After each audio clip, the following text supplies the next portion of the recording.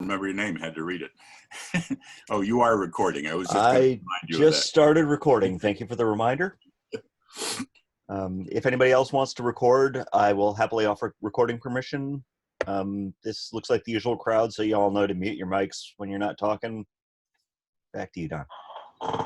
Oh, that's right. I'm quite relieved because I don't have to present this time. Clark is, but I guess I still have to introduce him. Our guest today, I was going to say speaker, but I wanted to say discussion leader after speaker, is a gentleman by the name of Clark Baker.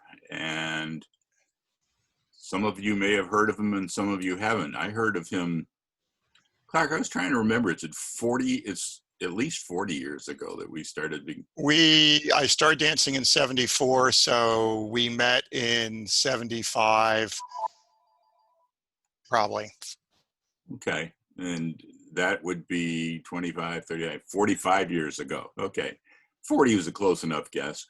Clark was a dancer then, or learning to be, evolved into a caller, evolved into being a member of the Caller Lab Board of Governors, of the Executive Committee on the Board of Governors, has started, I may be making some of this up, but started as a C4 caller and has worked his way down to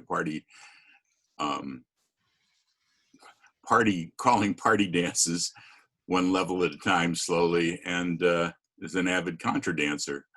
And one of the things, aside from having a full-time job that takes a lot of Clark's time, is he's head of the Caller Lab Definitions Committee. And I know a lot of people question some of the definitions and the reasons behind them, et cetera. And, why have you got to make callers definitions so that C4 callers can understand them, but I can't? But anyway, with that, from Belmont, Massachusetts, in the living room on the first floor, I would like to turn this over to you, Clark. Take it away, sir.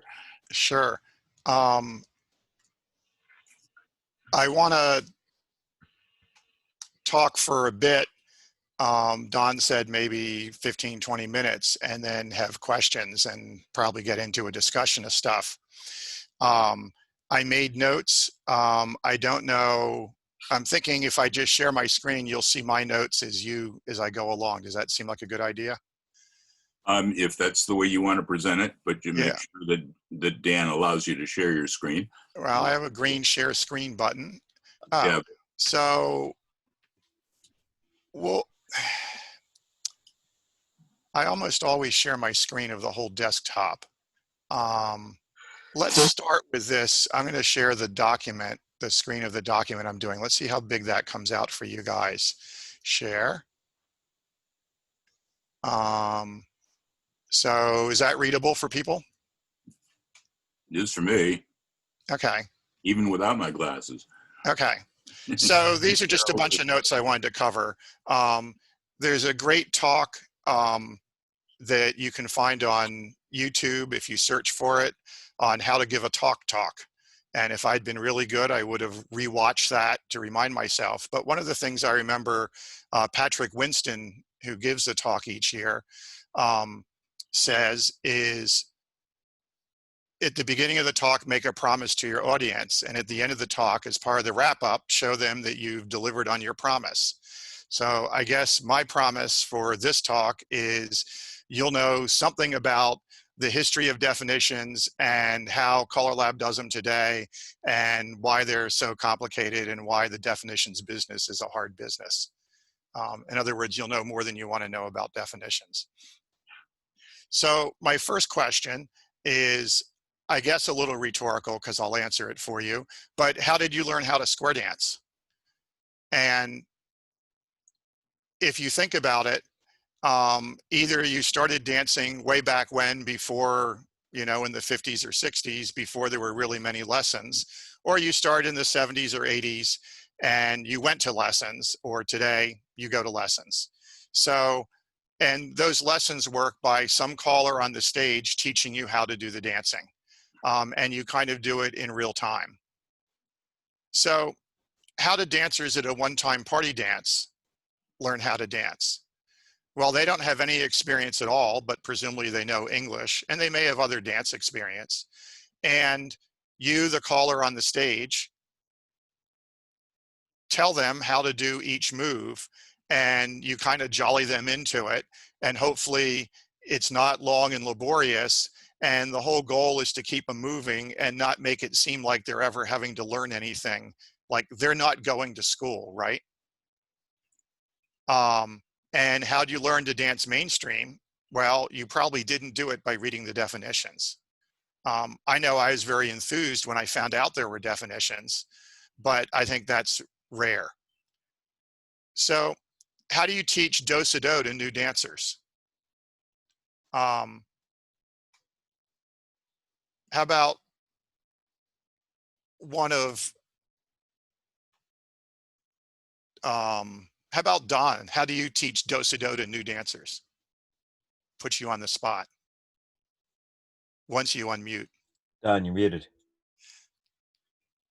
That's one way to get off the spot. How do I teach dancers, new dancers, to a do-si-do? I get them to face each other. I tell them this is where it starts. I tell them this is where it ends. They're going to walk forward, passing right shoulders past each other, slide back to back. Be careful not to crash and come back. Maybe I tell them after on, I say back up and come back to where you were. And don't crash on the backing up. Go back, go slide far enough. Something on that order. It's been a while. Okay. Right. And the funny thing is even some of our simplest calls aren't necessarily so easy to teach. And yeah, I usually say I get them facing. I don't remember whether I necessarily say you're going to end right here. It's going to end right where you started.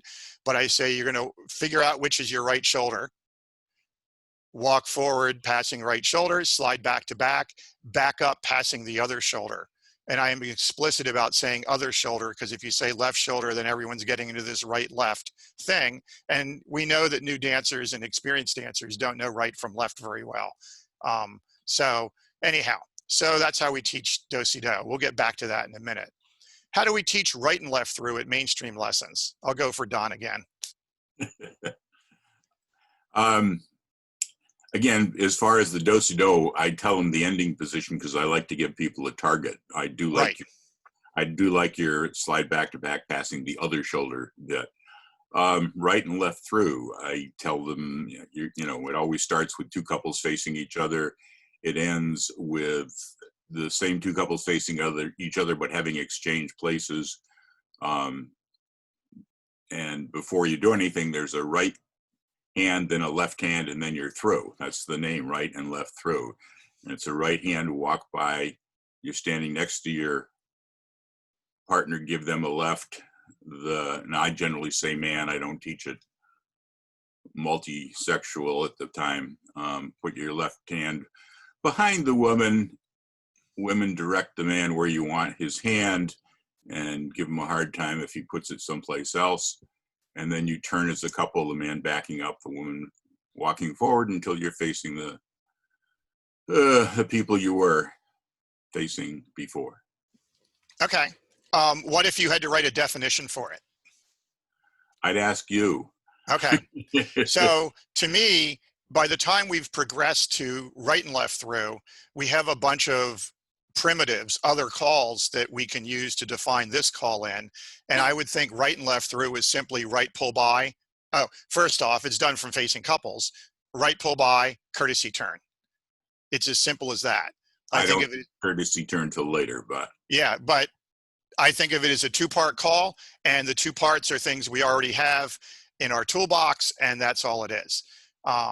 Okay, so Clark, are you going to mind people interrupting right now as I'm doing, or you want to wait for discussion? Because if someone, there's no easy way for people to raise their hand, is there? Well, there's two ways. One is there's a little thing for raising your hand, and two is you can go like this. And yeah, because people are watching the pictures.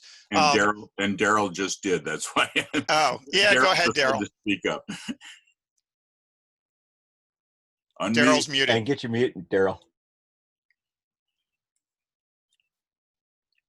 I'm new to this. Personally, I teach wheel around the first night of dancing, so makes it a whole lot easier for me to give that right pull by, reach across with the left, and wheel around. And wheel around, right. Yeah, I can see, and I teach courtesy turn before I teach right and left through. Right and left through to me comes well into the lessons. Correct. So, and I make a point of teaching square through before that. So it's never been that much of a problem for me. Right. Okay. So my point on this is we've spent a lot of time, even right now, talking about teaching and not about definitions. And that's because as callers, we're in the business of doing a lot of teaching, but not a lot of definitions. So in April of 1993, a guy named Doug Sewell created a Square Dance callers email list because there was a more general purpose square dancing mailing list that was getting out of hand. And there were more and more people on it, and the discussions were going all over the place. And he thought, hey, maybe square dance callers need a place to get together and communicate about stuff. And in 1995, after a lot of work, because Color Lab was not very forthcoming, Rob French out in California announced that the Color Lab definitions, and by that we're probably speaking, well, he put all the ones Color Labs had, but for today, mostly mainstream and plus, are available on his website. So the internet was kind of brand new around then. And this caused a big change, I would say. These two things, a Square Dance Callers email list and definitions that are available online. And we did not have definitions in the old days. I'm saying the 1940s and 50s.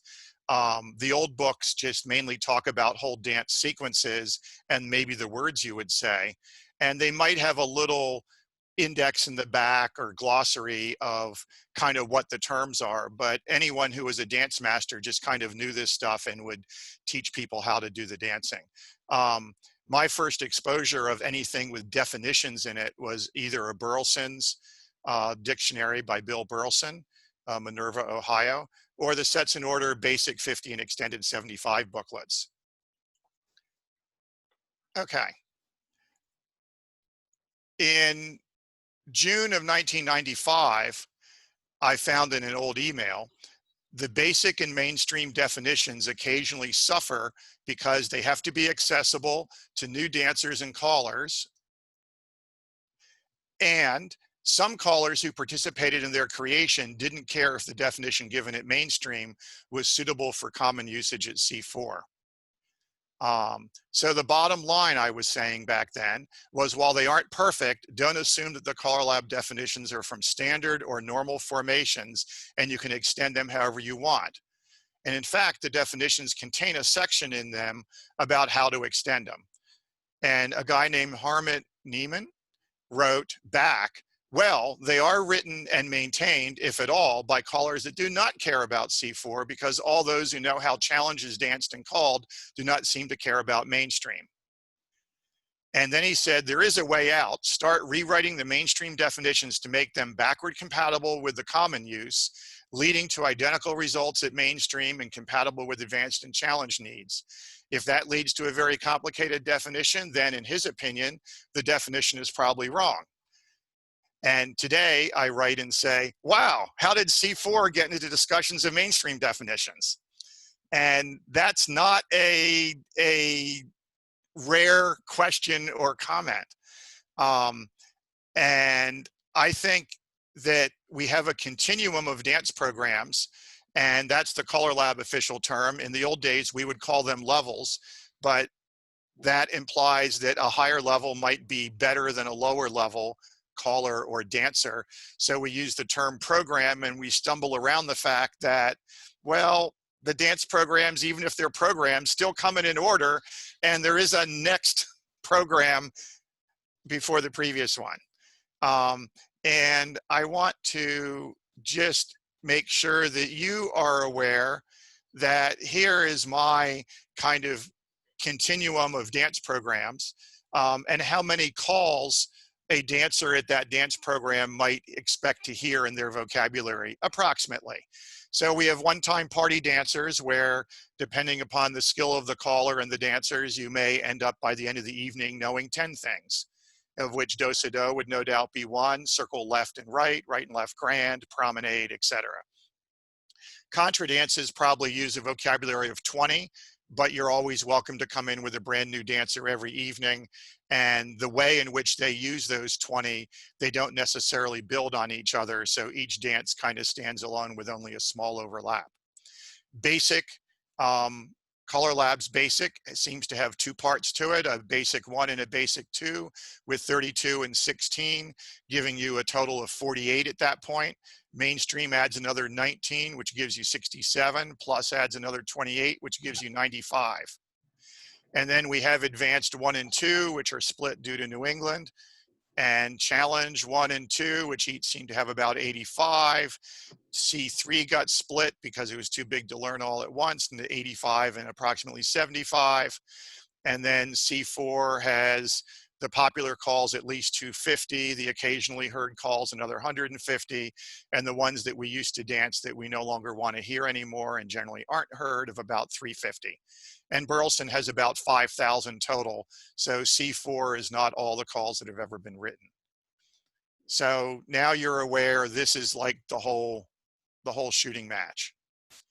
Do we want one set of definitions that work from basic through C4, or a definition at basic and mainstream suitable for whoever they are, and a different set of definitions at challenge if they need them?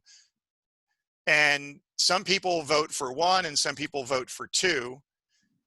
We've generally headed toward 1 these days. The definition shouldn't change as we go up the levels. The dancers hate it when you keep changing definitions on them. Even if you rewrite existing definitions, they hate it. But they especially hate it if at advanced, the caller says, well, at advanced, we do this call differently than what we taught you at mainstream. That's just an anathema. So we should define it once and get it right, and hopefully only have to augment it and not say that we changed it. Also, there's people who feel the mainstream callers need to be in charge, whatever that means, of their definitions, and they don't want definitions that are written by challenge callers. We'll get back to some of that. I will point out that Color Labs mainstream definitions were written in the late 1970s. Color Labs started, I'm going to make it up, either 73 or 74. And one of the first things they did is standardize some lists because everything was exploding in terms of new calls and experimentals. And they also, once they had a list, they then needed to do definitions. So they pretty quickly set about to do that. And I couldn't find when they were first approved, but they definitely were written by the late 1970s. As I said earlier, as the internet and email became popular, the Color Lab definitions really kind of were showing their age. People would, since they're available on the internet, people would quote them and go, but the definition says this, therefore I can do, you know, some call that I want to do from a tidal wave or who knows what. So there was a proposal to rewrite them, and that started in the late 1990s. And partly, I did this to put an end to all the discussions on SD callers about how calls work and what the definition says and how they were taught, because that's all that we were discussing on the internet. Nothing about how to teach calls, nothing about how to get new dancers into dancing, nothing about anything else but the definition says this, can I do A from B? How can I make dancing more complicated? So can I interject something? Yes. As I recall, we started dancing by the way we learned it and by what we thought it was and all that, and it was a folk activity and it was evolving, and the original definitions tried to define what was actually happening, what we were doing, and once they got defined, then people used those to build on what they were doing. It's sort of the dog chasing the tail or the tail chasing the dog, or what came first, the chicken or the egg. I think that's an interesting point to note at this time. We weren't just writing definitions because that's what we were saying, dictating this should be done this way. It was trying to define what was actually going on at the time. And I will shut up once again. No, that's good. I put a note at the bottom. We should get back to that. So the initial idea that I had, and there was let's see, Color Lab created a committee to create definitions. They defined mainstream, maybe a different one defined plus, and then those committees were disbanded. No one thought that they would need to be maintained. And a while later, the Program Policy Committee under Kip Garvey created some subcommittees, and one of the subcommittees was the definition subcommittee, and that's where I kind of got appointed and involved. And that would be in the 90s. And I've kind of done that ever since. Although, unlike Don's introduction, surprise, I resigned from the definitions committee, and Guy Steele is now chairman, and Dottie Welch is vice chairman. I know, Don just said, oh, wow. Okay, so the initial idea I had is we'd have two sets of definitions. We'd have a technical set of definitions. These were the technical underpinnings. We'd get people to agree on it. And then out of that, we could write kind of for the masses definitions, the definitions that everyone expects to see and wants. But if there were ever questions like on the internet, then we would always resort back to the technical definitions because they would answer the question. So now we get to who's the audience for the definitions. And that's a really good question. And we could have a discussion of that. I'm going to go, you can't see it on my screen because I think I'm only sharing the thing that I was sharing. But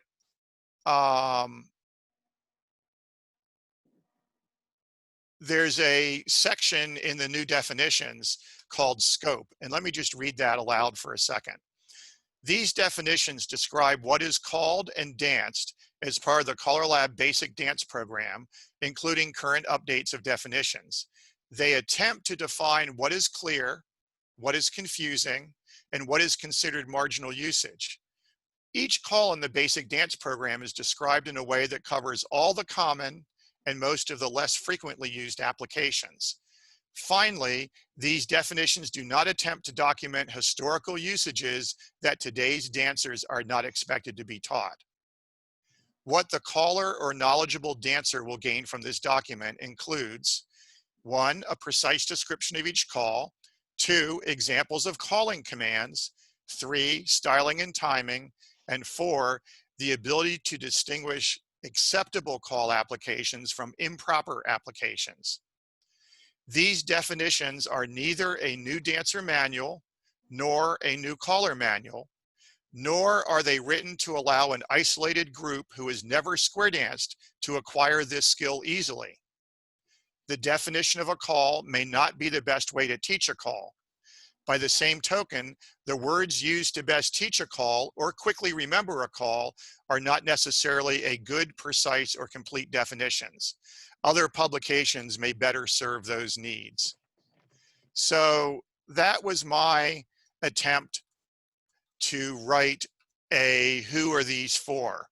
They're kind of for knowledgeable dancers and new and knowledgeable callers. Okay. Changing subjects. How do you learn to play a board game? Well, I think someone says, hey, I've got this game called Can't Stop, a great game. Are you willing to spend 10 minutes and play it? It's a quick game. And if you suck them in because it's such a short thing, well, now you've got to both teach it and play it in less than 10 minutes. So as the knowledgeable person, I teach them how to play the game, and then we play it. Some people hate learning. Like, they don't even want to hear a 5-minute explanation of how the game works.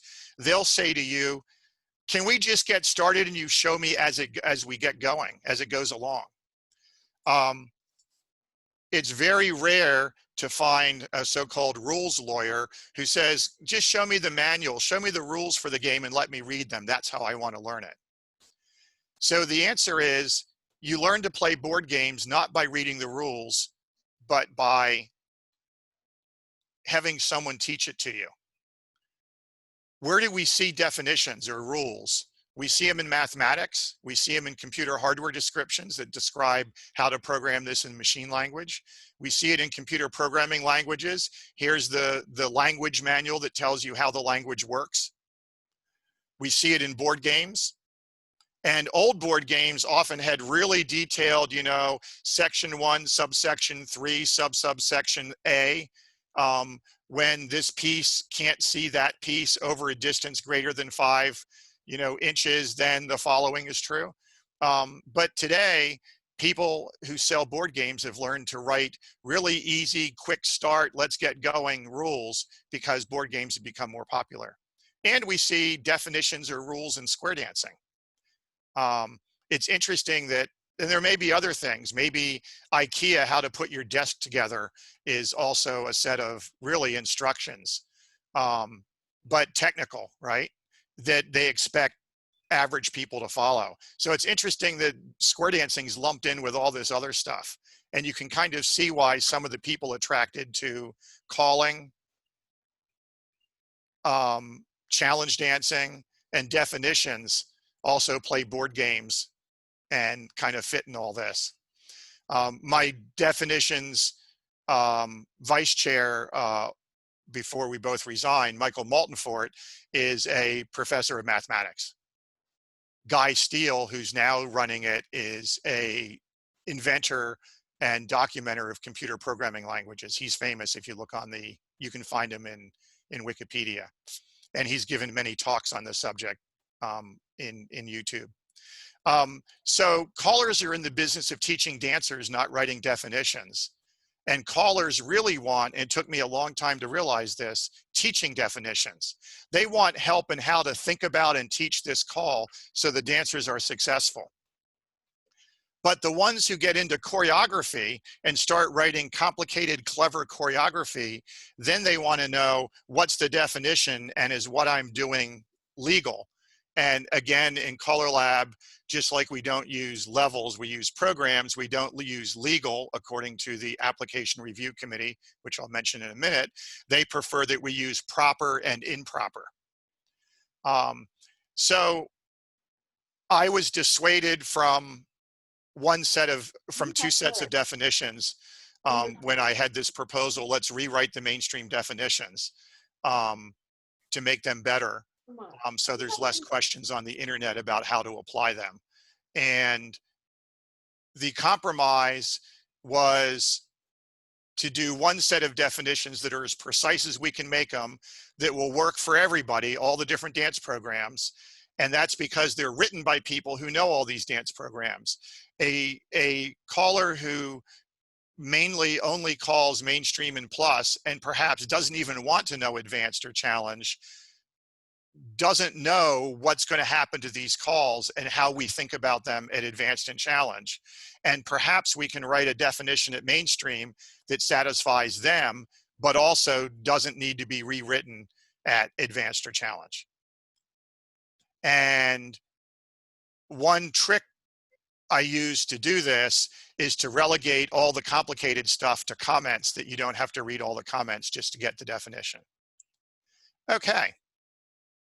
Let's go back to something very, I don't know, meta. Can you really define anything? I've been having a conversation with you in English, and most of you, I expect, understood 90–95% of what I'm saying and thinking and talking about. I think there's been very little confusion in what I have to say today, although we'll find out in the question and answer session. But if you go back to, I think it was one of Plato's conversations, what is a chair? A chair is something you sit on, it has some legs. And then I can start showing you pictures of chairs. Oh, does it have a back? Yeah, maybe it has a back. Well, here's a chair that doesn't have a back. Well, no, that's a stool. Okay. Here's a chair with 5 legs. Well, that's pretty odd, but I guess it's a chair. And sometimes when you log into websites, reCAPTCHA will ask you, highlight all the pictures that have street signs or crosswalks or bridges. And sometimes it's a little ambiguous what you actually click on. I mean, you're trying to answer those questions right. It ends up that you really can't define anything. You can define it so we kind of know what you're talking about, but the more precise and specific we try to get at it and pick around the edges, the more you discover that the edge cases really kind of get fuzzy, and you probably can't get general agreement on that.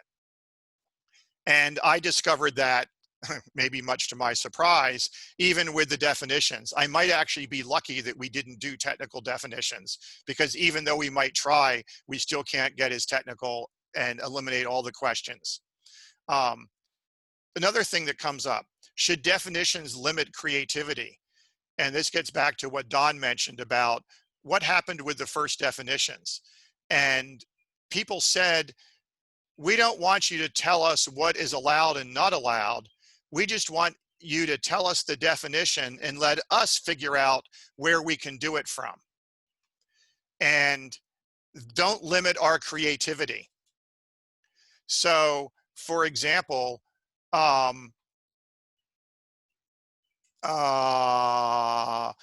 we'll pick one. Courtesy turn, we normally think of as being done from a couple. From a squared set, I could say everybody courtesy turn, and we right off the bat are going to have a disagreement of where we end, because we could end facing out because courtesy turn is 180 degrees, or we could end facing back in and spin around 360 degrees because courtesy turn always ends facing in.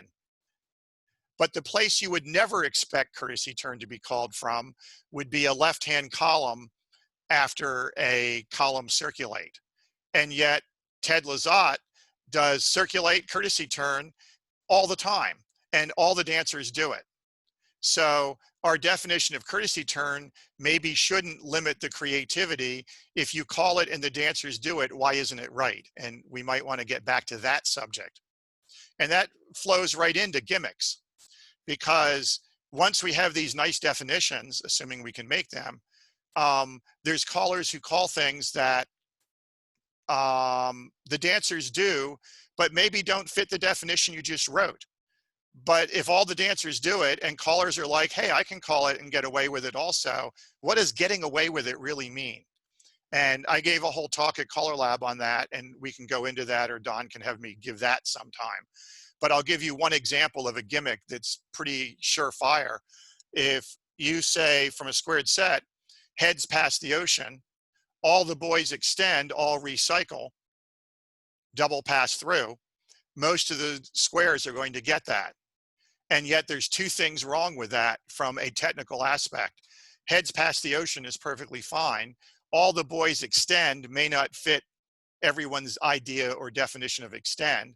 And all recycle, well, the center wave can certainly recycle, but the dancers on the outside who are in a mini wave, the only reason they're doing a recycle is because the boy and girl are in the normal position for recycle, and they normally work together, so they will work together, and the other half of their wave is missing, but they don't really care because they don't need a whole wave to do a recycle to do their part of it, et cetera, et cetera. So that's an example of a gimmick. And my next question to you is, how often are there disagreements on what a caller means? How often are you calling a dance or dancing at another caller's dance, and the caller says something and people don't know what to do? And I'm going to guess that that's less than 1% of the time. In fact, it's probably less than 0.01 or 001% of the time. We as callers know how to call so that the dancers succeed. We definitely have breakdowns, and that's usually because we called too hard, not because what we called was illegal, improper choreography, or because people didn't agree on the basic meaning or definitions of the calls.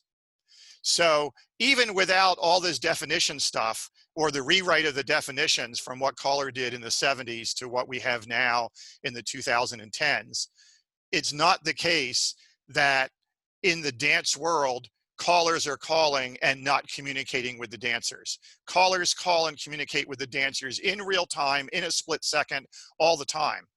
Partly we know that's because we're in ruts, and the dancers expect the ruts, which is good because then they have a dance response to what's coming, and they can dance and not stop and go time. So that's a good thing. And occasionally you need to throw out a little bit of seasoning and do something interesting that wasn't what they expected. So what is proper and improper, and who rules on this stuff? The answer is there's a committee in Color Lab called the Application Review Committee, and they meet once a year and over email, and they discuss. You can write into them and say, hey, my caller called blah, blah, blah. Is this proper? And they will discuss it, get together at Color Lab, get a square up, try to dance it, listen to everybody's opinion, and take a vote, and either say it's proper, it meets the current definition, or it's improper. And all the rulings they've ever made are listed on Color Lab's website, and you can read through those. You know, a typical thing could be, is it proper to call spin chain the gears from a tidal wave? Just to pick one.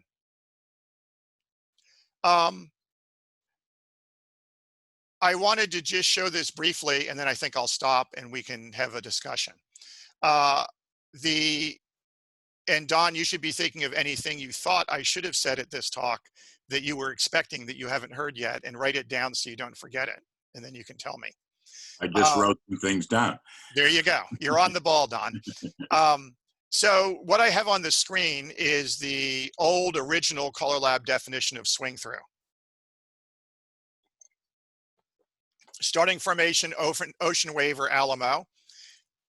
Swing through, those who can turn by the right 1/2, 180 degrees, then those who can turn by the left 1/2, 180 degrees. If right is not specified, preceding the command to swing through, it is a right swing through. And there's an Alamo, there's a left swing through. We have some styling.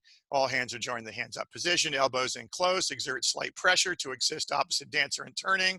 Arcing turns should be utilized rather than a pull-by type of movement, and should flow effortlessly from one turn into the other. So you are, in a sense, weaving along the line. Timing 6 steps from point of contact. Great. I could critique it on certain things. I know that exert slight pressure. There's a bunch of dancers who hate anything that has the word pressure in it, and assisting the opposite dancer because they have shoulder injuries or hand injuries, and they don't like that. And dancers who are unsure tend to squeeze or grab.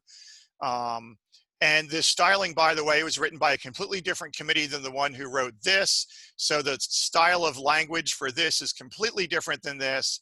And the styling may have been written without ever having read the definition. And point of contact, that's because you can do swing through from facing couples, and you can do swing through from a squared set like head swing through, and it takes different number of beats. So they had to add this point of contact everywhere. And this doesn't say you can do it from facing couples, and that's because there's something else in the definitions that says, there's a rule that says you can step to a wave on a bunch of our calls if it's done from facing couples. The rewrite looks like this. I didn't format it exactly right, but it's big enough you can read it on the screen. It has swing through and left swing through. First important point, this here is listed exactly as it is in the call list. If you print out a basic mainstream call list, I want you to look at something on that and be able to find it in the definitions. In the past, that was not true. We had things that were on the list not defined, things that were defined that weren't on the list. It's now reconciled by having the exact printing. Starting formations. Well, our old definitions had starting formations, but formations are real important, and formations are another technical area, and I didn't really say much about it, but how do we know what an ocean wave is? What is an ocean wave?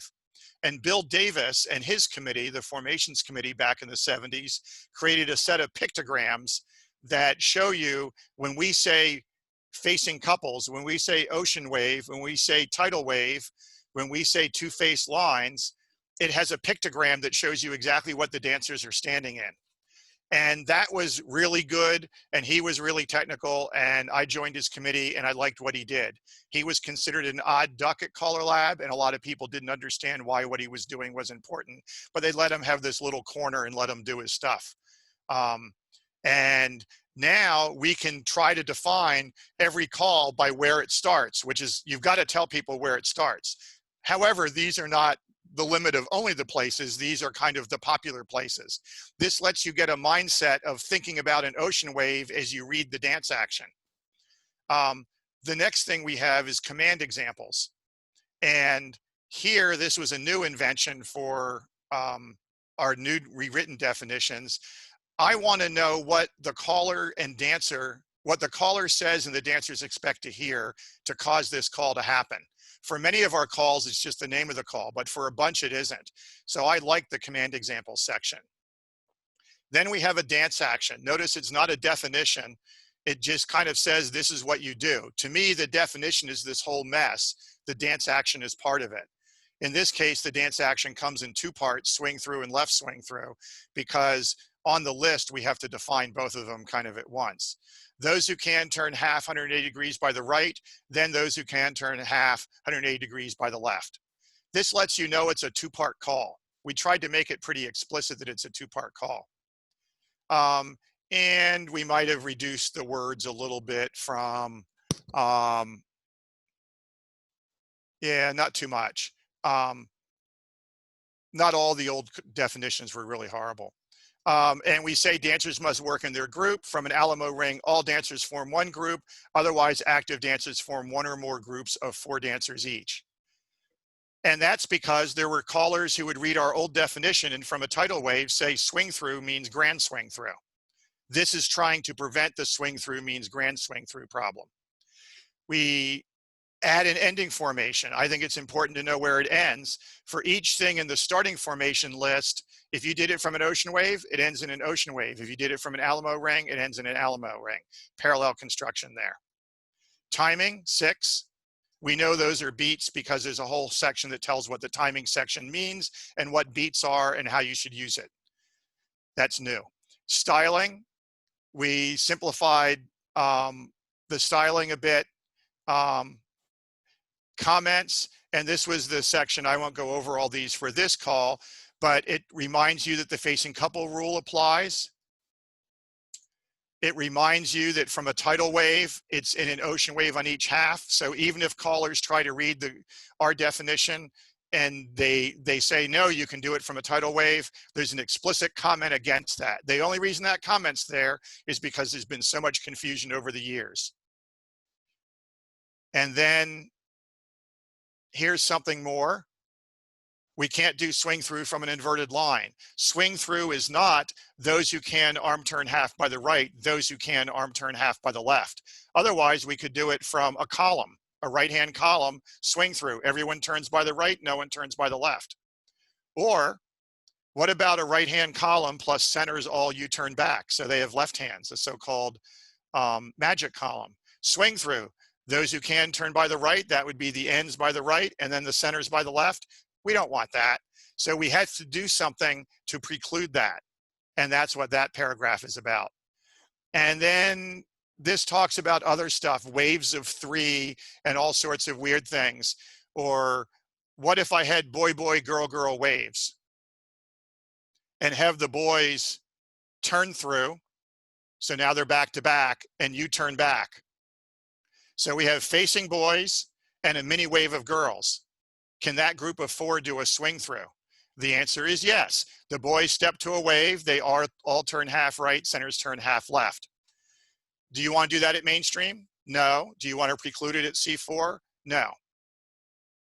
So that's an example of swing through and what the new definitions look like. 6 parts, right? Starting, command examples, dance action, ending, timing, styling, and comments. And that's the best we could do. All the calls have been done and they're published for mainstream and basic. Why don't I stop here and let's open it up and see if we got questions and where you want to steer me for the rest of your time. So just a reminder, there are a few people that I have muted because I heard background noises and saw your little thingies going. That's nothing personal. It's just that I saw that and was trying to manage it. And Clark, go ahead. No, take it down. I would just say, Clark, stop sharing your screen so we can See everybody. I think have that's a a gallery great view of idea. everybody. I am screen sharing, stop share, boom. Oh, I see you all. And I'm going to make me enter full screen. Most of Okay. us anyway. Second of all, thank you. Yeah. Yeah. Third of all, I'll stop numbering these. I tend to talk in outlines. you went way over the 10 or, I said 10 or 15 minutes. You said 20. 15 or 20, and you went way over that. And I didn't stop you because I think it was all interesting and all organized well, and stuff that a lot of people probably wanted to hear.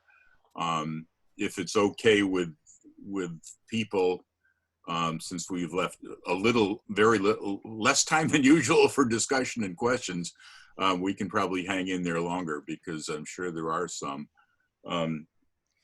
I made a lot of notes, Clark, but they're only for things that I wanted to throw in of interest or what have you. And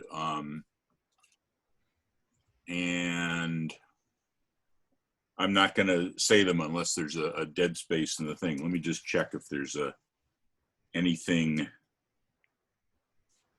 No, that's Right. The two notes I have are prescriptive versus descriptive and gestalt. So we'll see where their questions go, and maybe I'll hit some of that if people ask. go, guys. Pick on them. I see a hand. There's Mel. Mel. I sent Dan a comment which I thought would actually come up, but I think it's probably going to be a discussion which I would love to have with you and a lot of other people at probably another time. And it deals specifically with the Color Lab definitions. Good. When I started dancing in the early 80s, most of the material we had was from the 70s, and it was in Europe. And because we had it, it was translated. And what we had was the translation of the definitions. Now in Europe, what I found, and we found this quite everywhere, European ECTA at the time was very, very stringent on, this is the definition, this is what you taught, this is what you learned at basic, this is why basic and mainstream took a long time. And the dancing level was really quite high, because you learned, and the callers learned to call using the full range of definitions, including the extended applications. Through the 80s and 90s, when the diversion came, and then later in the 90s, we became from a definition to a dance action, which was common usage. But the common usage was based not on international usage, it was based on what was most common by the people that were on the committees making the decision. And that led to the difference between a caller using definitions and a caller being a caller for the name being a caller, as opposed to a caller actually being a caller doing the work. The most common example I put in was recycle, which was ends, cross, fold, centers, fold, and follow, as opposed to girls turn back, wheel, and deal, which was the most common use, and which is how I was taught it until I actually danced to a European caller and went, what the heck was that? I said, that's not a definition. So that's a whole discussion. I've sent Dan the notes. He suggested that you might include that in the chat or send it to you, but I think that's a discussion that would open it up, which I would love to have. I put it there because we've got a lot of international callers. I think there's probably some more poignant questions based on your presentation, which I thought was excellent, by the way. Thank you. Let me say one thing is, I think in the unintended consequences, when Color Lab published definitions, and especially with the internet and they're online, the European callers took them and used them perhaps in a way that wasn't intended by the original Color Lab callers who wrote them down, and changed the style and the way we square dance and think about choreography. So all sorts of stuff. And I'm thinking of people like Al Stevens when I first encountered some of his ideas. And so I think the European callers have always led some of the US callers in how to use the calls and how they run their caller schools. And here's the definition. What can we do with it? It allows or doesn't allow this. They're much more into, this is the definition. What can you do with it as a tool, as opposed to, as a caller, you've danced to 20 or 30 different callers and you went to the national convention in the US. What other things did you see that you like? Research from them. Yeah, that's sort of what I was saying. Of Yeah. Chicken and the verse. What came first, chicken or the egg? You know, the definition defining the folk activity, or the folk activity being defined by the definition. Right. The definitions, we always attempt to document what we know is used. And when we say we, these are callers on the Color Lab definition subcommittee or committee now. But also for rewriting the definitions, I was permitted to use anybody who I thought could help around the world. So we had a lot of Japanese, Australian, European callers and dancers on a committee of more than 100. And each definition I would send out to all of them and not ask for a discussion among all 100, but get back any comments or opinions. And that's where we would slowly learn, oh, but where we dance, we do this, and your definition precludes it or not. So yes, we're trying to document what is done and is believed to be, you know, proper. But we did have a worldwide view of that, we believe. Yeah, and that's where I was going. I was actually thinking Al Stevens as well, because he was one of the guys that started me off on the definitions, and that I think it was 82 was a big push between here's the definition, here's the standard, here's the extended application. That became a document, and it became a very well used document in Europe for festival dancing with standard. Normal dancing is everything, including the extended applications, and then there was the hyper extended, which was your DVD. APD was just dancing a boys part or girls part at that point. But that's enough on that one. Yep. Next up. Oh, come on, guys. So I learned to dance for a caller who, when the floor didn't get it, he would reread the definitions louder. So when I started calling, I kind of, I would make sure that I wasn't avoiding the definitions, but I reworked them. And then at a caller school last year, Harlan Kerr pointed out that I was being very verbose, and the definitions actually carried something very nicely. And I'm wondering how that new layout gives me that. I guess just the dance action is where I'm looking for that nice, here's 10 words that kind of covers things, and I can ignore everything else when I'm teaching. I don't think the current definitions do that, because they are, Okay. you know, definitions, not teaching definitions. So you want the teaching definitions. And in fact, everyone wants the teaching definitions. And I think the person who's come the closest to that is Dottie Welch's committee. The Choreographic Application Committee has a section where they've done dance hints, teaching hints, etc. And what is standard application, what's not a standard application. And she's been evolving that into, you know, basically how to teach this stuff. So that's what you really want. And then in the old days, there was a huge book put out, which I think was I want to say the Caller Trainer Manual. I kind of remember a pretty thick thing. And it looked to me like it was done by Sets in Order originally. And it had lots of, you know, here's the call and here's how to teach it and use it from here first. There you go.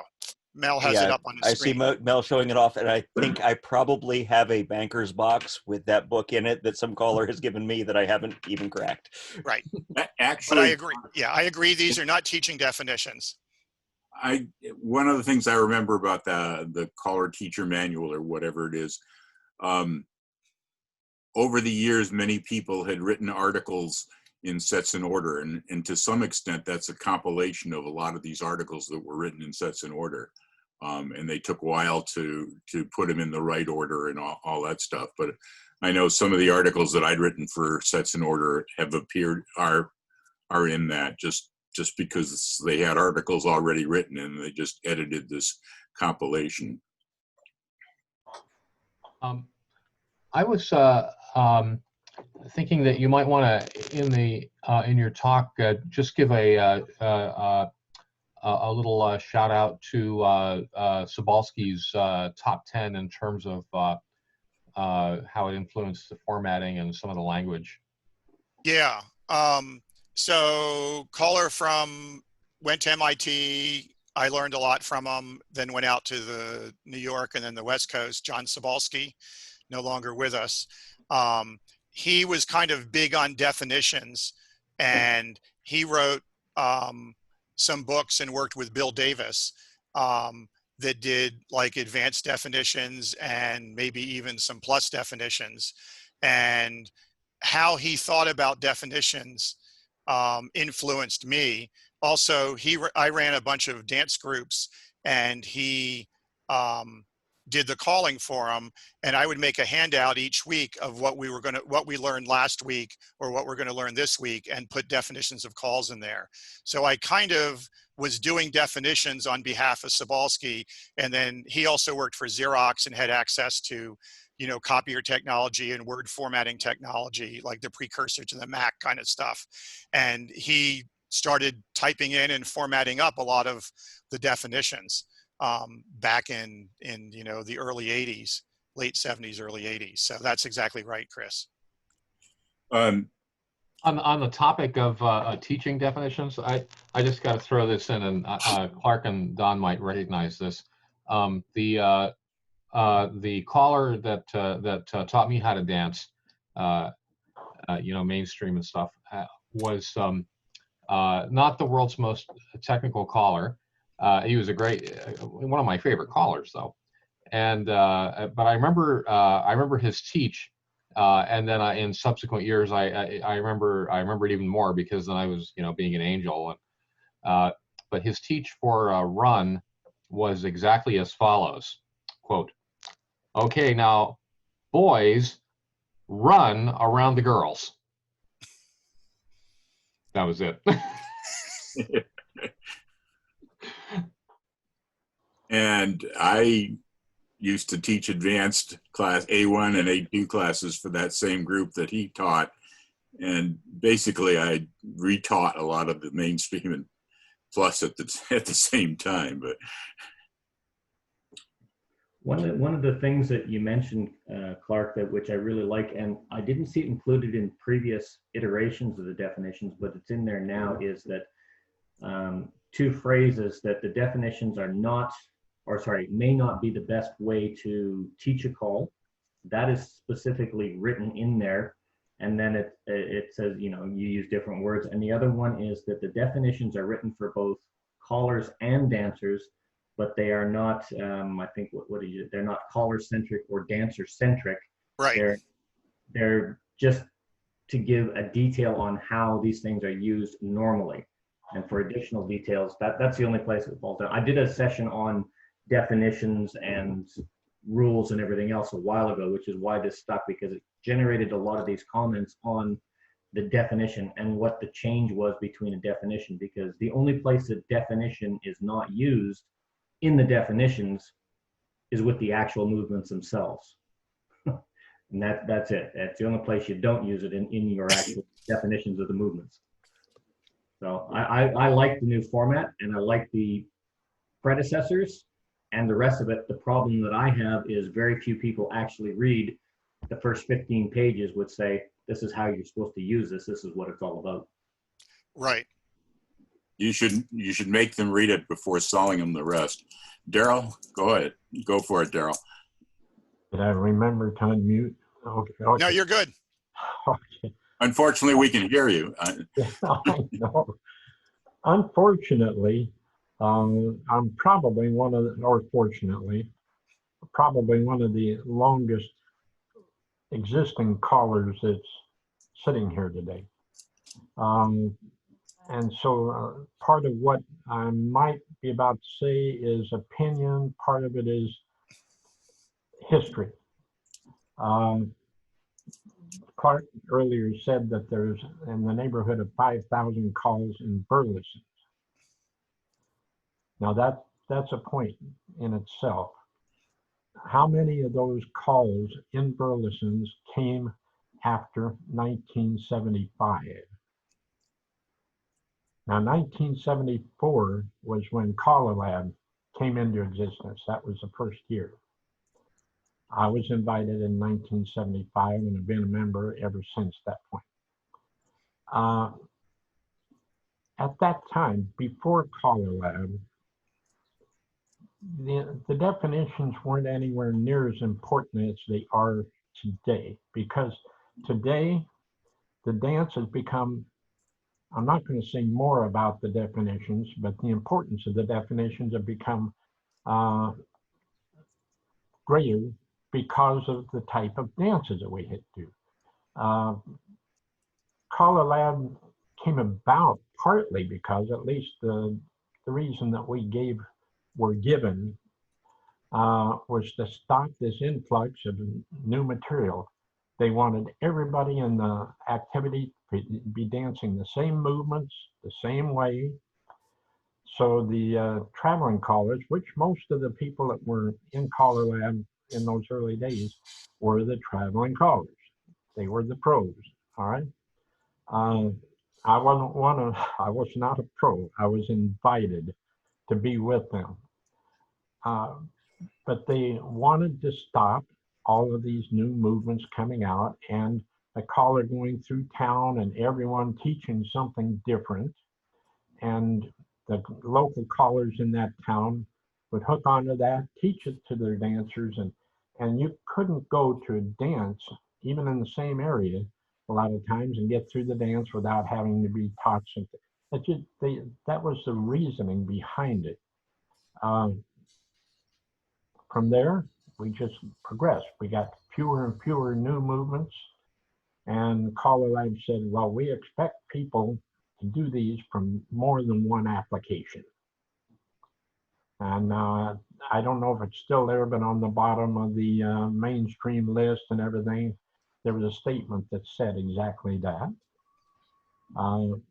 So that entered into the what they call APD, all position dancing. Of course, then it went to DBD, and now they call it standard apps, etc. Standard or extended applications, I guess.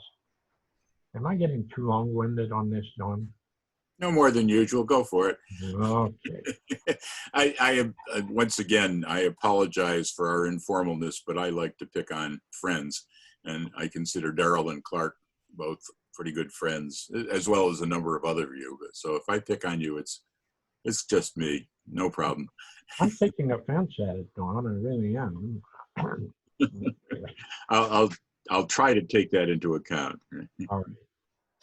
But it seems that our dancing these days has more to do with choreography than it did back in the earlier days. Where now I'm not talking about when you went in and you learned a particular dance routine like chicken plucker, all right, which was a dance routine and it had a name. Sets in order put out books of figures with names on them. I'm talking about hash calling, but still there wasn't the variety of choreography back then that you have now. You did pretty much the same routines, but they were like modules. If you did a swing through and spin the top, it was going to be followed by a right and left through, period. To do anything else was going to be difficult for the dancers. But we progressed away from that through the definitions, through the application of the definitions, and part of that did something else. Dancers in those days, well, I was told anyway, I was new myself back in those days, they said the average lifespan of a dancer in the activity was 3 years, unless they became a caller or got involved in the politics of square dancing. And I think that was probably pretty accurate. The extended applications and plus level and A1, A2, all of those were designed to go from one to the next and keep the dancers in the activity longer. I'm not so sure that that happened, but it did establish this business of one level preparing the dancers for the next level. So that's just some recollections and hopefully a fairly accurate history of how we got to where we are. Now I'll shut up. Thank you. I think you're accurate. The aha moment I had in what you said in terms of unintended consequences is Color Lab was established, and one of its first goals was to reduce that horrible influx of new calls that was happening, the boom times of new calls. So it created lists, and that's great. And it had the quarterly selection program until that finally petered out and there was hardly any new calls.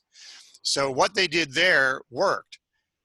But by doing definitions and propagating those, the unintended consequence was, for example, Europe using those to be really complicated. And then the DBD idea came up. I remember a caller, I don't know who it was, got up at a mic at Color Lab and said, DBD, when you teach this call, take these new definitions, stand up there, read them the definition. They must know the definition. This is what we're doing. And suddenly we had a new tool to use with our dancers. And some people liked that, and callers liked it, and dancers liked it. And it was hard to get new people in and enjoy our activity. So that was kind of an unintended consequence. I think the more we said exactly how the thing worked, the more complicated we made it. And there was no corresponding break on that piece of the activity. I think you're absolutely right, Clark. That's a lot of thing that led to that big division between callers that were dancing socially, callers that were technical callers, and people that just wanted to dance and have a good time using the applications. That was part of the rush. That was part of the rush to plus. That was part of the division between callers, and that was part of I want to be a caller, but I don't want to do any work, where they really started putting people in categories as a result of that. Some of the background information on some of this before Color Lab, definitions, some of it, as Clark mentioned, came through sets in order. But I think another important part was there were quite a few callers note services. Yes. And as new calls came out, different note services would pick one to feature and define it as best the author of or the publisher of the note service could do, sometimes based on the author of the call's information that he sent in, other times translated to what he thought was normal, what the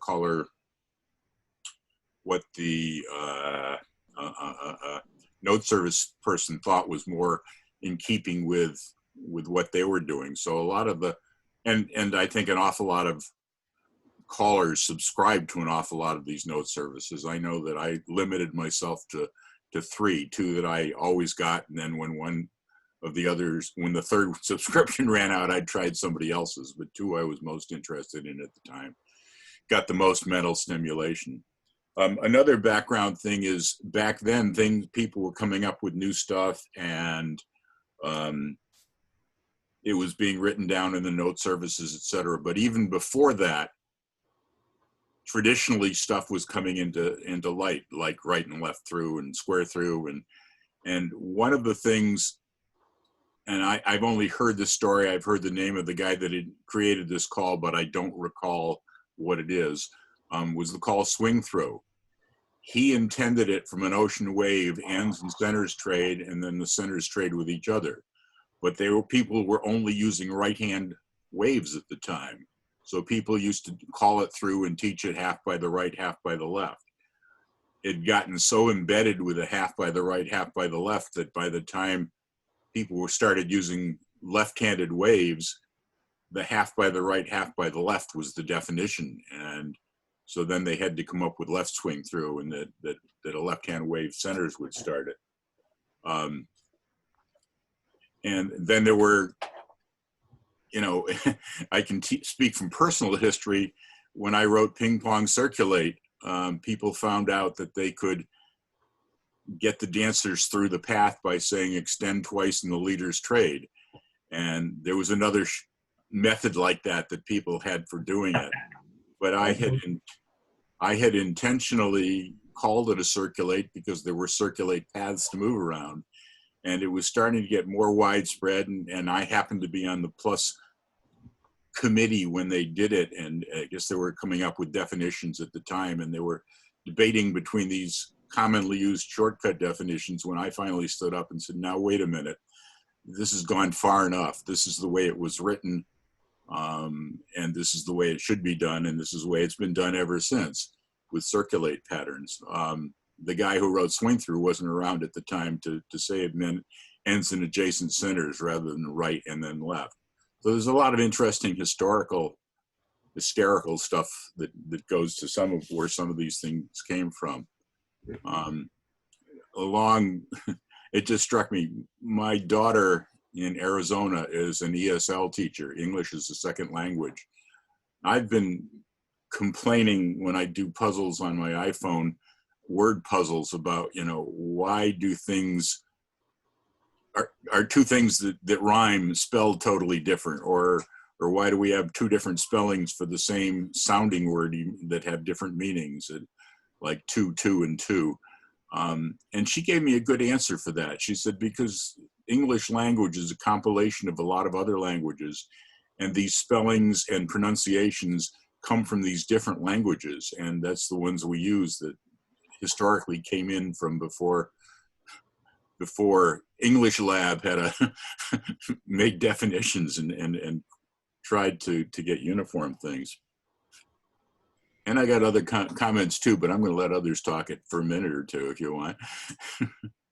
Another example that's a lot like the Swing Through, where the unintended, starts with a right hand definition became the official one, and that gave us the ability to do some, to take advantage of that and do interesting things, especially when on the Swing Through based things like, quarter through from left hands and that sort of thing. But a more modern version of some words were, I'm pretty sure this is how this went down, where the definition of the call was written down, leaving out the starting formation, or leaving out some kind of information about that it wouldn't be proper, was crossfire.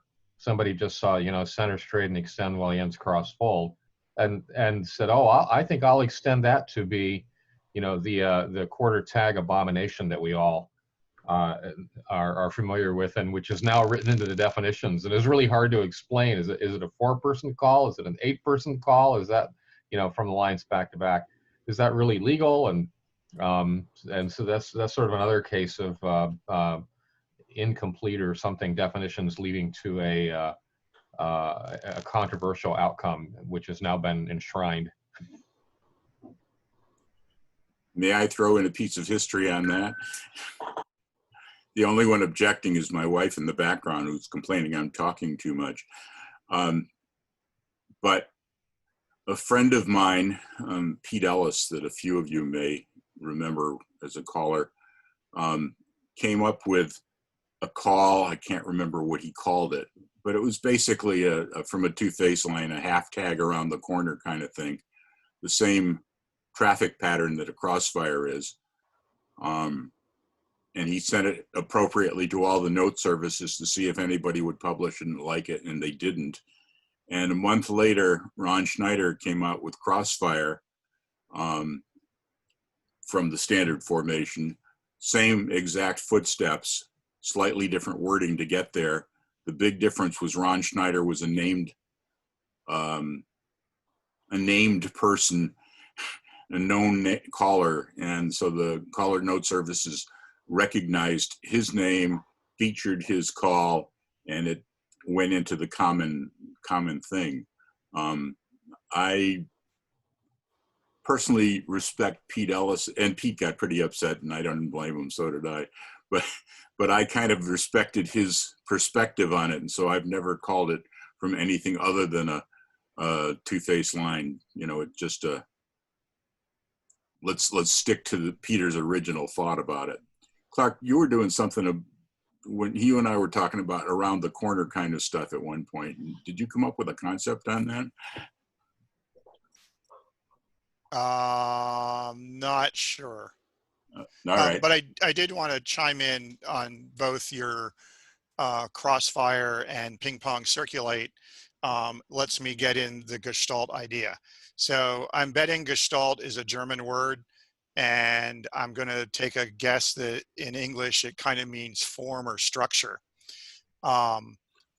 It's also a type of psychology, I think, but I've used it for a while in square dancing definitions, and at least on the email list. It never made it into the definition document. But it's the idea that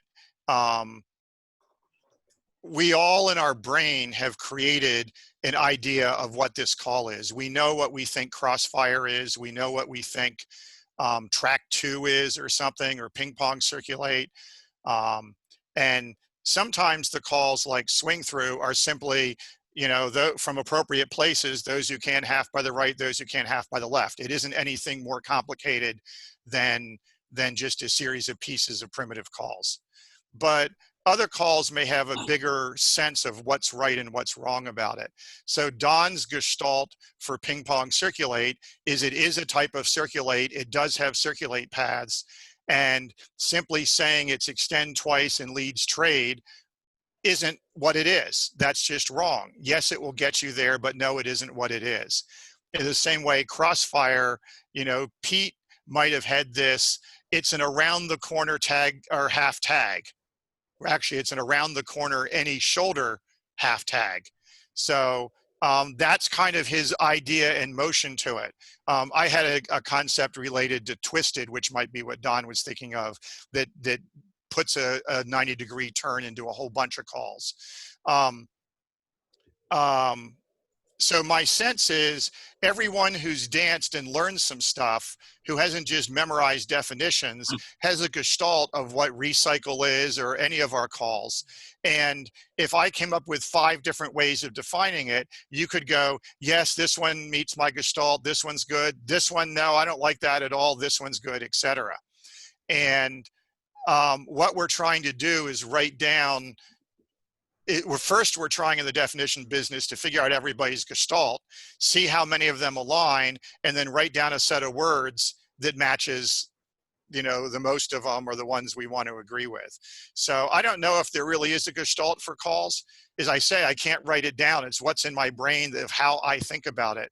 But I do think that that's a concept that's really happening out there. We know what it is. It's just harder to write it down. And when I go up to like Sue Curtis, a great C4 dancer and caller, and say, how does this, what's the definition of this call? And she's like, what do you think it is? And you go, well, I think it's blah, blah, blah. She'll go, yeah, that could work. Well, what about this? Yeah, that works too. Well, how do you think of it? Well, I more think of it's this. So it's interesting that even though we both know how to dance the call, and we've been dancing it for years, we can each spout out 2 or 3 different ways to define it, each of which are acceptable to each other. Just that's gestalt to me. On the subject of cheat definitions like extend twice and leads trade, things like that, one of the popular dictionaries, at least for challenge dancers back in the 80s, was it Galbert's? It was yeah, one of Galbert's them. glossary. Yeah, had very, very short sort of cheat definitions for the calls. So if you're at the dance and you kind of forgot or something, or you can just go quickly look it up. You know, if you're refreshing before you're going to the dance or something, you just want to run over them without having to read the whole definitions, or, you know, for whatever circumstance like that. It was basically I remember when I got all these different dictionaries when I was learning, they're like, okay, here's Burleson's. That's the big one that contains lots of things, including many things that are not calls. And then here's oh, actually, I think they said Galbert's is the short one, Burleson's is the wrong one, because they would have definitions that they would almost print anything, including definitions people didn't really believe, or that most people didn't believe. And then there was a third one that there's probably Copman's or somebody. But Galbert's, which I love still, has all those shorty definitions in it. How about somebody who hasn't spoken yet? I personally would like to hear from Helen, because she's doing a basic level teach, dance, and use in another language in another country where the definitions are the template. So. Okay. Well, when we teach, of course, we use the Swedish.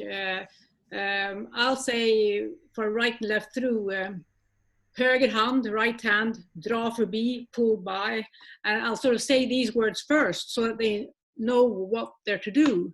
And then after that, I'll already have taught them the courtesy turn in Swedish somehow. And then after that, I'll say in Swedish, sen gör du en courtesy turn, then you do a courtesy turn. So I'll be using Swedish words to get them to understand what to do, but always calling with the English words, so that hopefully at least the ones who speak some English will get into their head that the right and left through is the first, right pull by and then the courtesy turn. But I think we do have instruction, especially in the basic. There is an instruction, a little booklet in Swedish, which tells you sort of how to do the different calls. But always, of course, the commands are given in the English language. I don't know what else to say. I don't sort of stress the fact that they should learn the definitions in the beginning in the basic lessons, but of course, and then we spend the whole year teaching basic. But after that, if you go on to mainstream, I think you have to start sort of learning the definitions. But as you say, it's in a second language, so it's maybe a little bit more different. Mikael, can you agree to that, everything I've said? Yeah, I will agree to Mikael. that. So it's, yes. You will agree? Yes. Okay, good. Yeah. I don't know if you have something else you wanted me to sort of talk about,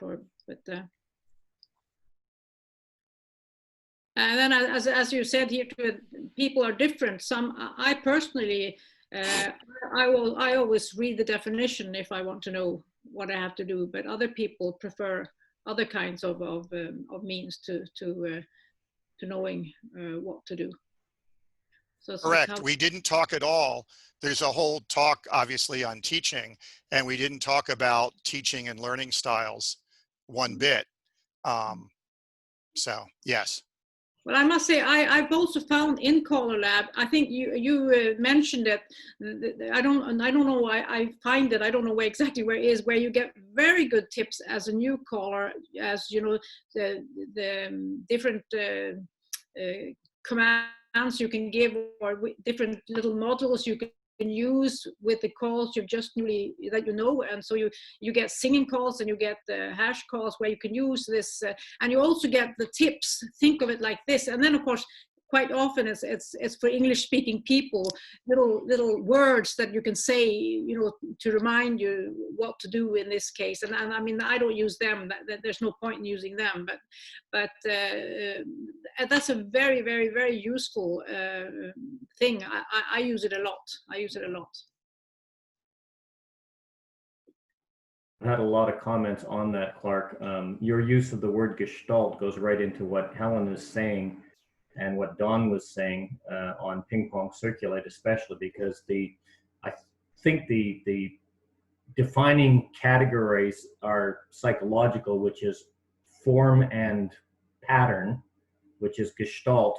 But the second part of that is that the sum of the parts, the whole is greater than the sum of the parts. Yes. And that's the two parts. And most people leave that second part out when they start talking about it. Is that the whole is greater than the sum of all of its parts together. And technical callers get focused on the parts, not on the whole picture, which is, I think, exactly what was happening with ping pong circulate with the extend twice and trade.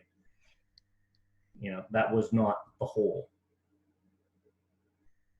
So what call in our basic and mainstream new definitions either bugs you the most or bugs me the most in terms of its worst definition? I think we just have absolutely wrong, but the committee voted for it, and what could I do? You've got what, 18 callers, so you should have about 47 different opinions on that one. Right. Crossfire is my favorite thing to hate, but unfortunately, too many callers like it. So I don't see how you could take it away. A strategy that has sometimes worked for calls like cast a shadow is that you can give the interpretation of it. Ironically enough, I'm talking about the original interpretation of it, but you can give the alternate interpretation of it another name. But that's not going to be helpful at mainstream, where you're trying to limit the number of names. if the lines back to back crossfire were called something other than crossfire, I'd be perfectly fine with it. I just don't believe that's crossfire, personally. So that would be the only way that I can see to fix it. But we have the constraint of you can't add more names of calls onto the list, because for whatever arbitrary reason. Throwing it open for me, I have two things, and they're not really a specific movement. It's what you were saying about the definition to be usable all the way up and having the same.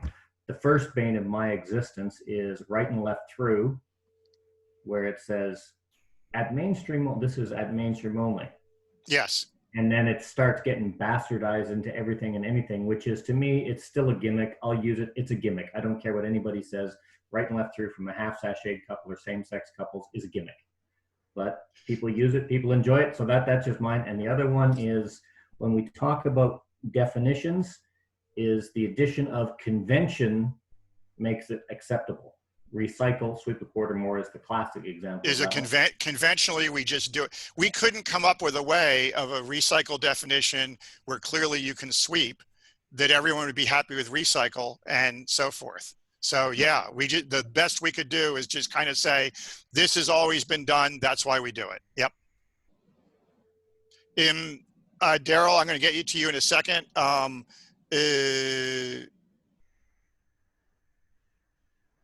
Mel, what was the first call you mentioned? There was something I wanted to say on that. The first one was right and left through as a gimmick. Oh, so here's an example of how you can be, you write these definitions, you don't know the unintended consequences. We know that at mainstream, right and left through is to be used from normal couples only, because they want the boy courtesy turning the girl. So now, from lines facing, normal lines facing, heads lead right, circle to a line, we can call right and left through. Great. What if we called right and left through half sachet? Now we have half sashayed lines facing. What if I call right and left through from there? Is it the dancer's responsibility to know that only the centers can do it because they're the only ones at mainstream who are in normal couples? Or is it the caller's responsibility to say centers right and left through? And if whichever way your answer is, where does it say that in writing?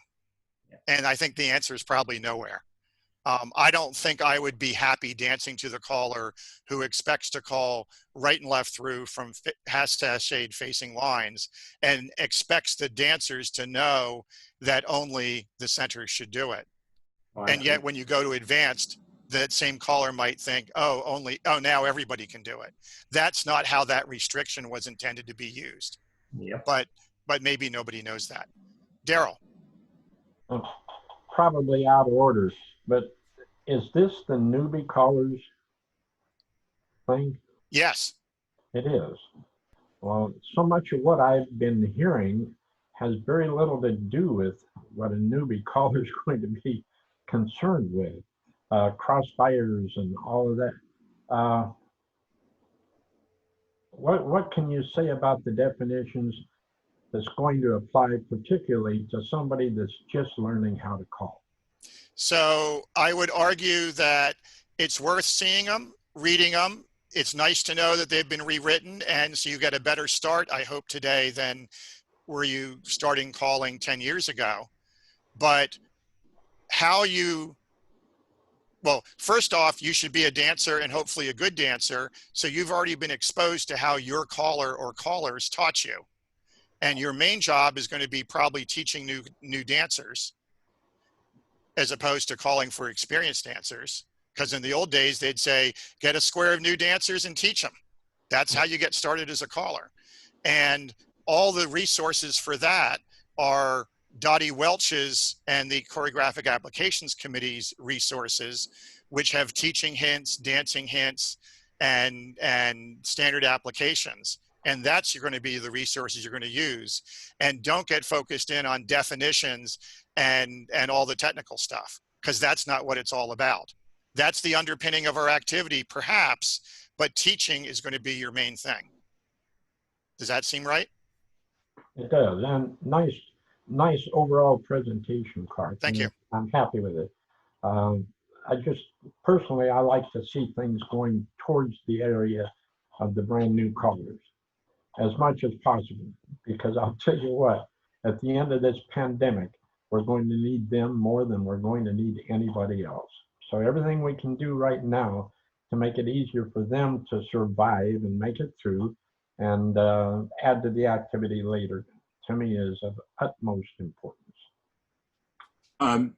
I would like to add that this is for newbie callers, but it's for everybody. Initially, Dan and I chose, Dan in particular, chose to advertise this particular Zoom session on newbie callers group on Facebook. And we've chosen to keep it there just to be consistent. And partly just to not to expand the group too much, because this size allows nicely for discussions. But I really like seeing both the newbie and the experienced callers on here, and I like seeing them share more of the experienced caller stuff too, because I think one of the things that I had no idea when I was starting was that that some of the history, some of the stuff that went before, some of just getting a chance to listen to the experienced callers throw thoughts and comments and complaints back at each other. I think this is very good for the newbie callers to be aware of some of this stuff to help carry on the traditions of everything. Just my 3 cents worth. Yeah, Ellen? I've been reminded. I agree with you that hearing all the other stuff that I didn't know before gives a lot of value to my square dancing and my square dance experience. When it comes to the calling, and I'm a new caller, I think that the definitions have been, well, first let's say that in Sweden, we would definitely only expect the centers to do the right and left through at the basic or a mainstream, definitely. I think that the definitions have been a great help when you're a new caller, because you can look them up. I mean, let's say I'm a scientifically inclined. I have that kind of a mind. So for me, reading definitions is really a great help, because this is black and white. This is the way it works. Just do it like this and it'll be okay. So it's a great help. And as I said before, I don't only have the definitions, I also have these other help things that I can use together with the definitions. And I found that they really are, and you probably worked a lot to make them this way, they really sort of clinch into each other. There's no discrepancy. If it says one thing on one page, it'll say, you know, the same thing on the next page. So it's a really good help when you're sort of preparing for your lessons to just look it up, and then you know how it is. And of course, there are a lot of other issues, but I say that for a new caller, especially, definitions are a great help. Dan? Did you say that you do expect that right and left through is different at mainstream or not? She said if they were half sashayed in a line and called right and left through, she would expect the centers to do it because they're the only ones that can do it. That's the way they're taught. You mean, oh yeah, but everybody in the United States would say that's wrong, right? I know, but there's one thing, of course, here in Sweden. Well, here in Sweden, I'm in Sweden now. Here in Sweden, we make a difference to basic and the mainstream level, because basic is our first level. That's when you get graduated. And as I said, we spend the whole year learning basic. Then you go on to mainstream, maybe not even the next term, maybe the term after that. So what is sort of proper for basic is something that you're dancing for quite a long time. Right, but what you're going by is you're going by a definition that's wrong. It's just a mistake in the definitions, and you've taken it very literally. Yeah, well, I don't know the mistake. It's the rule, so I don't know. I just have to. Right. Yeah, I know. That's a very interesting thing, though. That's the danger of new callers, or maybe even callers who are experienced but in a different language, taking the definitions and then thinking these are definitely correct. There's no mistakes in here, and I'm really going to be very careful to follow what it says here, right down the line. But the thing is, the quality of the definitions, despite the tremendous amount of effort that has gone into it and the great number of improvements that have been made, they still have things that are incomplete, or misleading, or maybe there's probably even things in there that are still wrong. I know that there have been definitions that were just out and out wrong for decades, that were in there, and they would have you turning in the wrong direction. I mean, it was very explicit. Turn this way, and no, you don't turn that way. That's not how they were just wrong, and it persisted for an unbelievably long time. The example I'm thinking of has been fixed, of course, with Clark's recent efforts, but but the thing is, they're not perfect. So there's a danger of interpreting them, and thinking that they're perfect. But what's wrong with it being improper at the basic level? Because it's kind of a gimmicky thing. Everyone starts to do it, and then they realize, we can't, and then someone will say, only the centers, and then only the centers do it. So it's a kind of it's a fun thing, and I don't know what's. Yeah, it's one of the reasons that I chose right and left through as an example, because prior to the rewrite, I believe that's not this rewrite, but the last one, it said, at basic and mainstream, right and left through is restricted to a man turning a woman.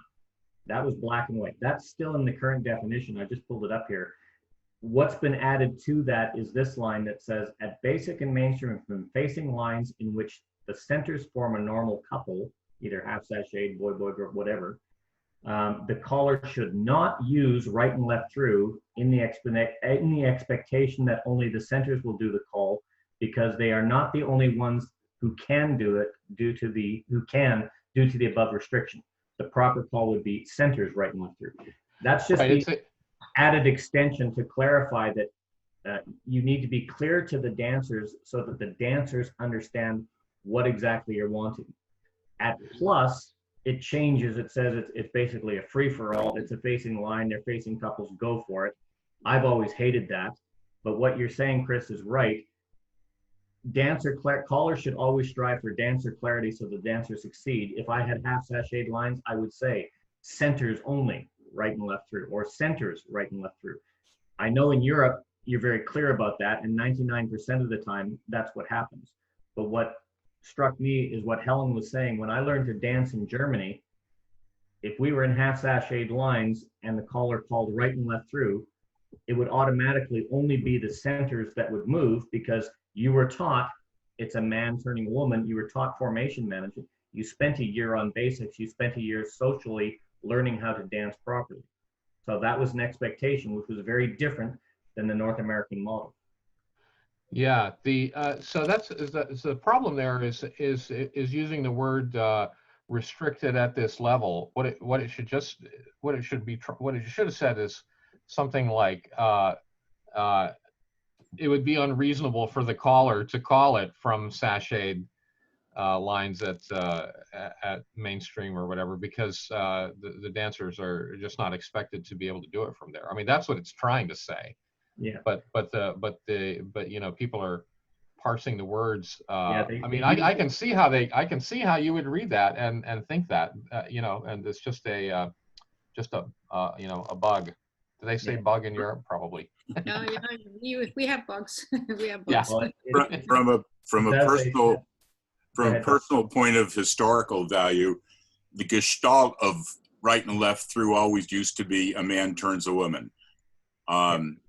Normal couples on a right and left through.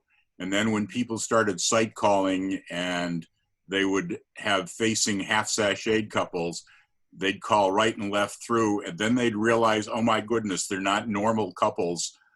So they'd say right and left through, who turns who? And that was almost the definition of a call or the name of a call, right and left through and who turns who. And I have a question for you and for Clark. and it concerns this right and left through from funny arrangements like that. Maybe even boy couple and girl couple facing each other. In contra dancing, they have right and left through, which is basically the same call, except you don't use hands on the. I mean, it's a pass through instead of a pull by. But I guess the courtesy here is: do they ever do mixed up sexes or right and left throughs there? At Contras? Yeah, contras. Yeah, you usually dance it like a no hands wheel around. I mean, you're kind of joined with the adjacent person by eye contact, and the one on the left backs up and the one on the right goes forward for the courtesy turn part. But yeah, there are same sex and sashayed stuff. Yeah, What's it called? probably still right and left through. Well, or right and left, but Rights and lefts, yeah.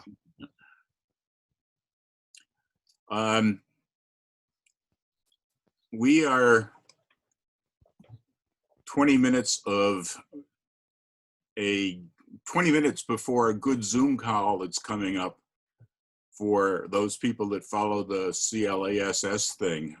They've gone to a Saturday one, and they're having a talk by the creator of Squareview.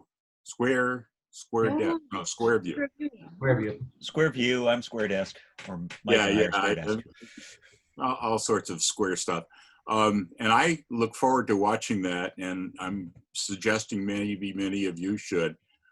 So we should draw this slowly to a close, but I definitely want to thank Clark for the presentation. As usual, Dan for the engineering. Yes, let's do this for Clark. Thank you for joining us, Clark. You're Hopefully welcome. you will join us again as a participant. And yeah, a few other thoughts have come up of maybe we can get you to lead some discussions. It's, as I suspected, would be fun and get a lot of people's thinking and not as much complaining as I suspected. Are you saying goodbye, Daryl? Goodbye, Daryl. Nice to see you. And I would just toss out there, because we didn't quite get there on the whole newbie callers notion. I was in a Zoom call last night with a couple people who were in my first caller school in 2014. And I feel like I'm just on that cusp of where I can't call myself a newbie anymore, even though I've got, well, before this whole thing went down, I had two clubs and was calling fairly regularly. So I think, newbie is kind of we have this notion of, oh, the newbies are people who don't have their own clubs yet, but I'm going to be a newbie for a couple more years probably. And things like this are tremendously valuable to me. So yeah, thank you, Clark. If it has something to do with not having any clubs, I guess I'm a newbie. I'd like to add on, Clark, excellent presentation. Thank you. I did a short condensed version of definitions, the definition rules and conventions. Mm-hmm. I thought was going to be an exceedingly dry topic, which stretched out for almost 4.5 hours in discussion after the fact. So it's definitely a topic of interest, people looking at this and trying to get their heads wrapped around that whole concept. So I think, Don, that would be a great idea, is to pick one aspect and by all means have Clark back to, give us the guidelines and the rules. Crack the whip, Clark. Yeah. Let me conclude with one thing. I wrote this down as a note is, so we've got these definitions and they're written in English. We actually have something much more precise that can answer your question of, is blah, blah, blah from here legal or proper? Does anyone know what that is? Clark. Well, there's art. Say again? I was going to say it's one thing is a thing that has 2 letters. SD. Yeah. Right. The computer choreography programs, for better or worse, have to have their own internalized set of rules of what works and what doesn't. So many people, for better or worse, use them as the final arbiter of, can you do A from B? And even the authors of those programs acknowledge that you shouldn't do that, that they aren't written precisely enough or cover all the cases, or if as a programmer I didn't think of this, then you can't ask the program to do it and rely on its answer. So be aware of not falling into the just because the computer says this, or I ran it on 3 different choreography programs and 2 of them said it's okay, so I'm going to call it. And other than that, I hope I delivered on whatever promise I made to you at the beginning, that definitions are a lot more complicated than you might ever imagine. Thank you. Thanks, Clark. And for the newbies, don't forget to join me at 9 or in what, 7 hours, 6 hours? And At 1 o'clock at night, we'll be there at 1 o'clock. Oh, you're diehard. As Dan said, one of the beauties of the class presentation, what he does here and what I do and what other callers are doing is the presentations, if there's handouts, if there's PowerPoint slides, if there's things like that, they make them available. And Clark, I was just going to ask if you could send Dan your notes. Yeah. He can put them up with the link if that's okay with you, Dan. If Clark's comfortable putting those notes out there, I'm all happy to drop them somewhere. And Mel, if you're comfortable, I will also copy and paste the chat here, some of your chat notes that's into fine. things. Like I said, that was a whole topic of discussion which started, and even as Clark said, that's going to take hours to get through that one. That's the international definitions and where it split us. Cool. so Awesome. I thank Clark. I thank Dan. Now I'm going to thank all of the rest of you for coming, joining us, making the discussion interesting. See ya.